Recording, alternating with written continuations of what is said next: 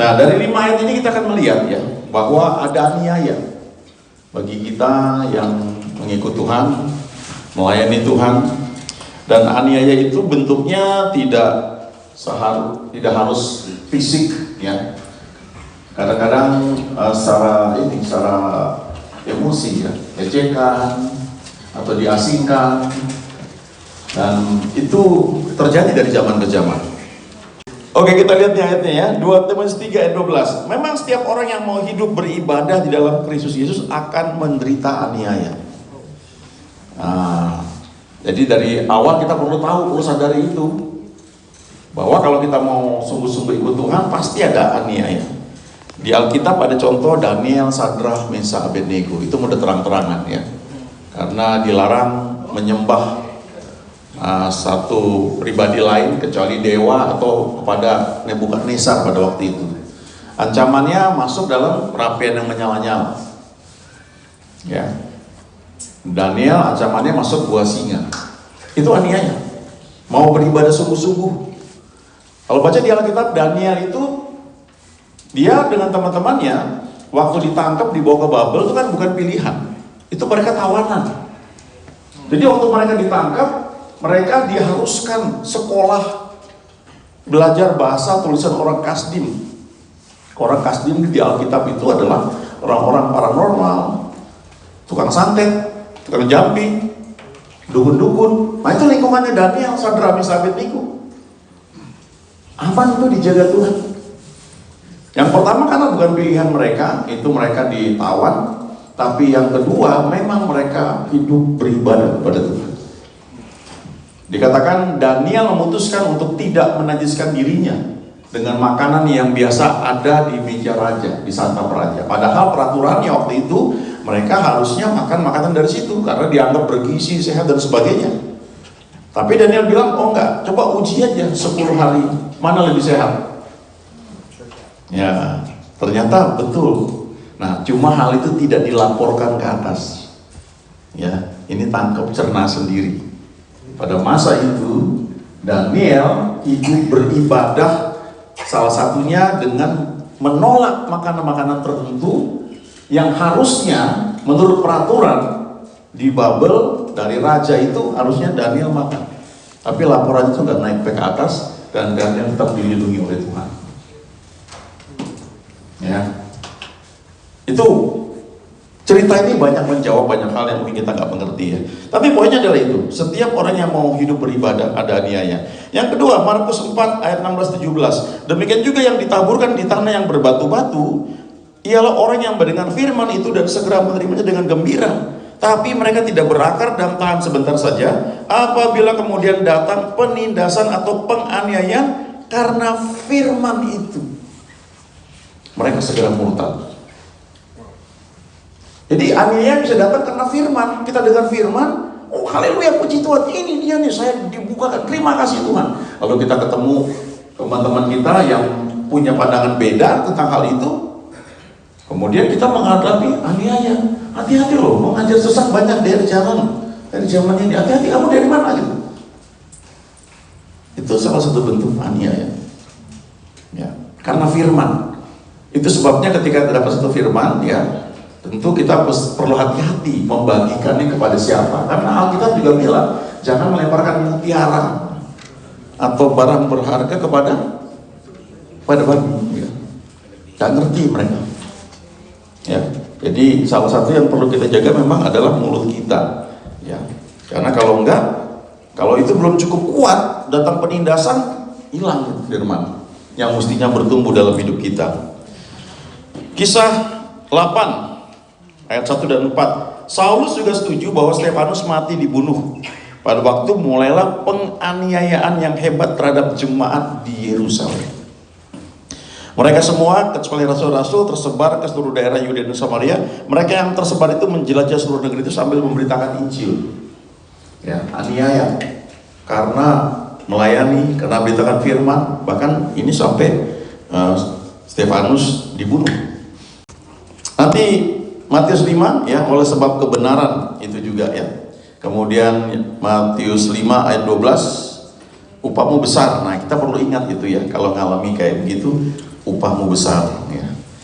Nah, saya mau tunjukkan ada setidaknya dua hal yang perlu kita perhatikan, ya, tentang aniaya karena kebenaran atau karena firman yang kita ketahui.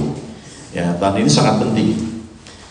Yaitu yang pertama ini soal penyakit. Yesaya 53 ayat 4 dan 5, tetapi sungguhnya penyakit kitalah yang ditanggungnya dan kesengsaraan kita yang dipikulnya. Padahal kita mengira dia kena tulah, dipukul dan ditindas Allah. Tetapi dia tertikam oleh karena pemberontakan kita, dia diremukkan oleh karena kejahatan kita.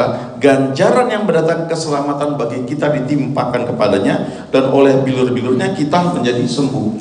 Ini salah satu kebenaran tentang kesembuhan, bahwa itu janji Tuhan. Tapi ketika saudara pegang ini, percaya ini, aniaya juga akan datang. Jangan terlalu ekstrim. Masa kamu nggak minum obat? Ya, saya nggak nantang minum obat ya, tapi ada beberapa yang keras gitu. Enggak tuh, obat buat orang yang nggak kenal Tuhan. Ada yang begitu ya. Tergantung iman masing-masing ya, jangan dipaksakan ya. Tapi yang jelas ini firman, waktu saudara pegang ada aniaya. Ya. Yang berikutnya adalah soal berkat. Lebih spesifik kekayaan. Ulangan 8 ayat 17-18. Janganlah kau katakan dalam hatimu, kekuasaanku dan kekuatan tanganku lah yang membuat aku memperoleh kekayaan ini. Tapi haruslah kau ingat kepada Tuhan Allahmu, sebab dialah yang memberikan kepadamu kekuatan, the power to get well, untuk memperoleh kekayaan. Itu salah satu janji yang Tuhan berikan. Untuk apa? Ada pelajarannya. Tapi kemiskinan itu bukan dari Tuhan. Itu perlu kita pegang. Nah, waktu megang kayak gini, nanti ada juga nentang. Kamu teologi kemakmuran. Perlu ajarkan teologi salib. Atau teologi kemiskinan. Macam-macam. Itu kan gak ada sebenarnya. Orang bilang teologi kemakmuran itu definisinya apa? Coba dibaca ayatnya. Coba dipelajari. Hanya ikut-ikutan aja. Itu aniaya. Ya, ada lagu yang terkenal di gereja. Aku telah mengenal kasih karuniamu, kau kaya, rela jadi miskin supaya aku jadi kaya. Membuat apa yang Tuhan janjikan terjadi, terwujud. Teman-teman yang lain bukannya mereka sesat, enggak, mungkin ada beberapa hal mungkin mereka bisa beda. Dan kalau kita tidak hati-hati, apa yang Tuhan sudah berikan kepada kita bisa mungkin membuat firman itu enggak bertumbuh, enggak berbuah. Ya. Perlu saya tekankan ya, saya tidak menentang obat, saya juga suka minum obat ya. Tapi bahwa janji kesembuhan itu dari Tuhan, iya, itu kita perlu pegang. Jadi jangan bilang Tuhan kasih penyakit jantung, ya. Tuhan kasih penyakit apa supaya kita bertobat, juga bukan Tuhan. Saudara nggak perlu kena sakit jantung dulu baru melayani Tuhan. Ya, oke. Nah, itu pelajaran mengenai aniaya. Yang berikutnya adalah pelajaran mengenai raja dan kerajaannya. Nah, kita perlu ingat ya, bahwa ketika Yesus datang ke muka bumi ini, dia berkhotbah ya, kerajaan Allah sudah ada, sudah datang di antara kamu. Nah, pelajaran ini sebenarnya mengajarkan bahwa yang namanya kerajaan itu ada wilayah, ada domain, lalu ada rajanya ya, yang memerintah, dan ada rakyatnya yang diperintah. Waktu kita terima Tuhan Yesus, ya, Alkitab berkata di Yohanes 5 ayat 24 ya, aku berkata kepadamu, barang siapa mendengar perkataanku dan percaya kepada Dia yang mengutus aku, ia mempunyai hidup yang kekal dan tidak turut dihukum, sebab ia sudah pindah dari dalam maut ke dalam hidup. Jadi ini soal pindah wilayah, pindah kerajaan. Kita tetap berjejak di muka bumi ini, tetapi sama seperti saya bawa HP di sini ya, kita nggak lihat, tapi di sini benar ada jaringan, ada WiFi, ya, yang membuat kita bisa komunikasi dengan orang lain di seluruh dunia, karena adanya jaringan yang kita nggak lihat, nggak bisa disentuh dengan badan kita. Nah, kerajaan itu juga begitu, satu sistem Dimana kalau kita ngerti sistem itu, tahu hukum-hukumnya, dan kita menerapkannya, maka apa yang dijanjikan dalam sistem kerajaan itu akan terjadi. Kita perlu sadar bahwa rajanya adalah Tuhan Yesus. Jadi kita ini, nanti pelajaran berikutnya ya, menjadikan dia tuh Tuhan, penguasa, raja atas hidup kita. Kita ini perpanjangan tangannya di muka bumi ini. Kita ini warga kerajaan surga. Itu Paulus bilang di kitab Filipi. Itu sedang dipenjara loh. Sedang dipenjara ngomong, kewargaan kita adalah dari surga. Ya. Bersukacitalah senantiasa. Bersukacitalah. Itu sedang dipenjara itu. Kenapa? Dia tahu dia warga negara surga. Dia tahu dia ambassador for Christ. Dia memang ditangkap. Tapi menurut catatan sejarah, banyak hamba Tuhan mengkhotbahkan bahwa Paulus ketika ditangkap itu, karena dia tawanan berat ya, jadi ada setidaknya 2 penjaga di samping kiri, samping kanan. Dirantai tangannya Paulus ini dengan tangan penjaga itu, kakinya juga begitu, sebelah kiri, sebelah kanan, supaya nggak bisa lari. Nah Paulus berpikir, oh puji Tuhan ada 2 jiwa baru. Lalu dia mulai khotbah. Tahu nggak kenapa saya diikat kayak begini? Ya penjaganya diem aja gitu. Terus dia ngomong gitu, 8 jam mungkin ya bergantian. Udah lepas, datang orang berikutnya. Oh haleluya, puji Tuhan. Tahu, nama saya Paulus. Kenapa tahu? Terus diinjilnya begitu. Mereka awalnya diem aja. Kedua kali datang, wah ketemu lagi nih. Akhirnya mereka percaya Yesus. Dan akhirnya Paulus tulis surat kepada jemaat di Filipi. Dia bilang apa? Salam kepada mereka yang ada di istana Kaisar. Ya, dari penjara terus melebar, menyebar terus, akhirnya ada care cell, care group, atau kul, atau mesbah keluarga, komsel di istana Kaisar. Nah, kira-kira kayak begitu ya. Nah, kesadaran itu ya. Jadi itu sebabnya kita perlu, ini dikatakan di sini ya, di Mlukas 17 ayat 21 bagian terakhir. Sesungguhnya kerajaan Allah ada di antara kamu. Lalu doa yang diajarkan Tuhan Yesus ya, datanglah kerajaanmu. Itu sebenarnya waktu kita bilang kayak begitu, kita bilang Tuhan, berlakulah sistem kerajaan itu dalam hidupku Tuhan.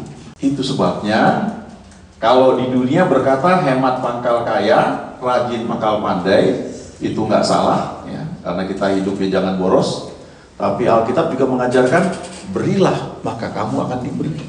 Ada yang menyebar harta tapi bertambah kaya. Ada yang menghemat secara luar biasa namun selalu berkekurangan. Itu salah satu hukum kerajaan Allah. Perlu lahir baru, terima Tuhan Yesus, diajarkan lalu menerapkan itu.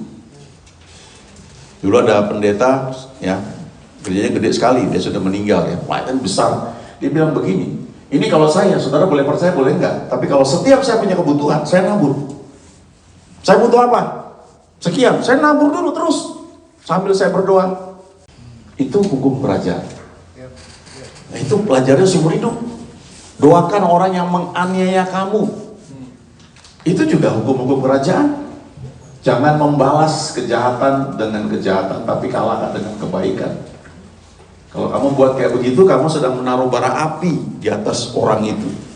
Jadi ini hukum-hukum kerajaan yang perlu kita pegang ya. Nah sekarang pelajaran yang ketiga, ini menyangkut tentang ketuhanan Yesus dalam hidup kita ya. Tujuan dari iman yang menyelamatkan ya. Kenapa kita belajar ya, kenal Tuhan? Dia adalah Tuhan yang menyembuhkan, Dia Tuhan yang memberkati, menyediakan, Dia sang damai. Tapi di atas segalanya sebenarnya kita tuh diajar membawa untuk mengasihi Tuhan. Lebih dari semuanya, lebih dari segala berkatnya. Ada satu ayat, ya, 2 ayat yang Daud ajarkan di Mazmur 37, ya. Ayat 3 dan 4 yang mengatakan, percayalah kepada Tuhan dan lakukan yang baik, diam di negeri, berlaku setia. Yang kelima apa? Bergembiralah karena Tuhan, bukan karena berkat, bukan karena pelayanan, bukan karena promosi, bukan karena sesuatu yang kita bilang, oh puji Tuhan, ya betul itu perlu. Tapi di atas segalanya itu bergembira karena Tuhan. Ingat waktu masa-masa pacaran, Kalau yang cewek ya dandan, mandi, nyiapkan diri untuk pacarnya datang gitu kan. Yang dinantikan apa? Karena pacarnya bawa durian misalnya, bukan. Durian itu sampingan, tapi kehadiran pacar itu yang dinantikan sebenarnya. Makanya dikatakan kalau cinta sudah melekat, apapun rasa coklat. Karena kehadiran itu orang yang dikasih, ya.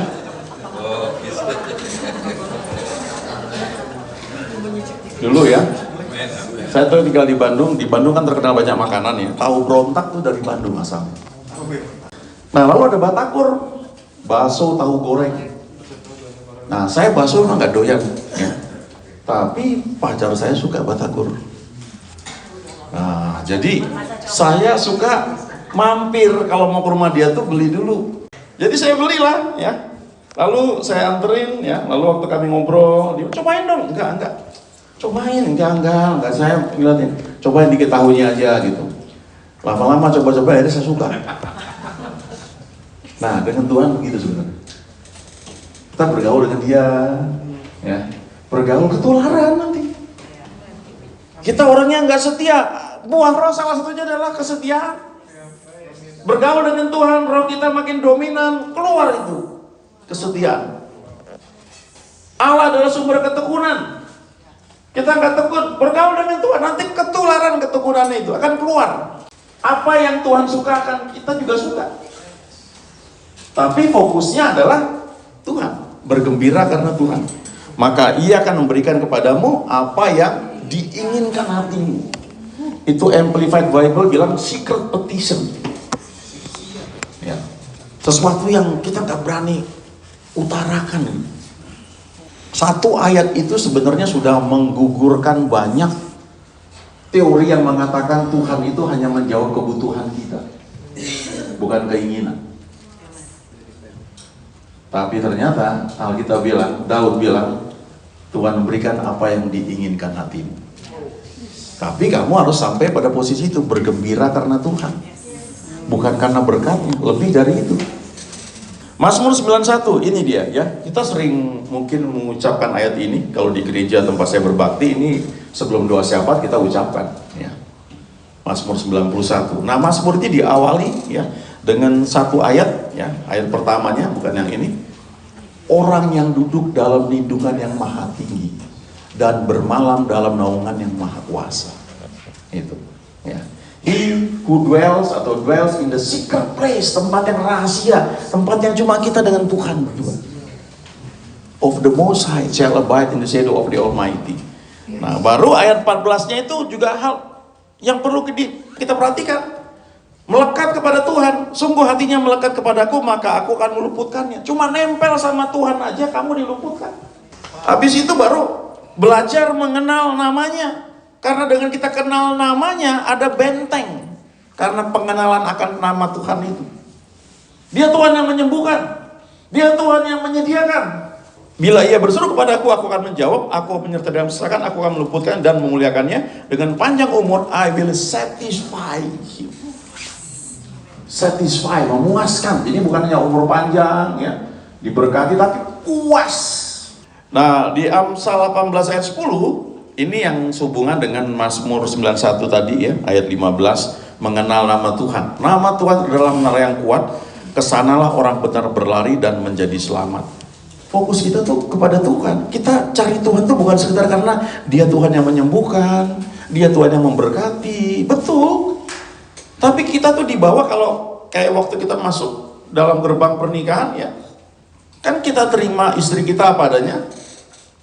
Kita terima suami kita apa adanya. Bukan menikah karena kita, wah dia keren soalnya, nanti semua dicukupi, kamu nanti bisa nyuci buat saya, masak buat saya. Bukan, itu sampingannya. Tapi kita menikah karena kita mengasihi, kita mau bersama dengan pribadi itu. Walaupun mungkin baru pertama menikah kaget juga, ini kok kalau nutup laci gak pernah rapet ya. Terus kalau buka sepatu nanti kos kakinya di sana, yang satu di sana gitu. Itu keluhan istri kepada suami. Terus suaminya bingung juga lihat istrinya, ini wanita yang kepadanya aku serahkan semua hidupku ini kok kalau mencet odol di tengah gitu, kok nggak dari ujung bawah gitu. Tapi tetap mengasihi karena istri. Nah, ini kalau saudara udah menikah, ini mungkin satu pesan karena saya melayani konseling pernikahan juga, jadi sering saya bagikan juga ya. Ya, ada teman saya bilang gini, suami itu bukan sopir. Jadi kalau dia sedang drive, hargailah, jangan sibuk dengan WhatsAppmu. Temani gitu ya. Karena lupa kan, coba di samping kita yang nyetir bos kita, berani nggak kita gini? Ntar ya Pak ya, nggak mana berani. Nah juga kalau di rumah, ya saya punya teman yang bagus loh, dia bilang gini, itu ya dia boleh sibuk seharian, tapi kalau suaminya mau pulang kantor, dia menyediakan dirinya buat suaminya. Udah puluhan tahun nikah loh. Ada yang satu bilang gini, gue nggak pernah izinkan pembantu buka pintu buat suami gue, mesti gue. Wah, ya, suaminya makan dia sediain minum, makan dia mesti, bukan pembantu. Lalu temani di situ, jangan dari sediain udah beres semua, sibuk terus WhatsApp. Wah, suaminya makan sendirian kayak sopir. Kan udah disediain.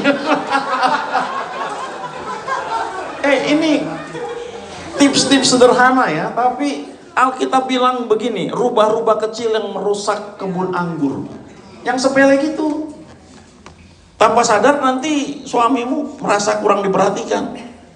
Lalu di kantor ada yang perhatian selalu. Pak, sudah minum kopinya mau panas, manis, less sugar apa enggak? Ya, disediain. Apalagi Pak, gitu jalannya gitu ya. Nah. Awalnya nggak apa-apa, lama-lama ya. Lalu belakangan setelah makin parah, baru marah. Ada pendeta khotbah, dia bilang, dia menurut saya dia bercanda sih. Dia nggak tahu pelakor itu apa, dia kira pelatih kor katanya.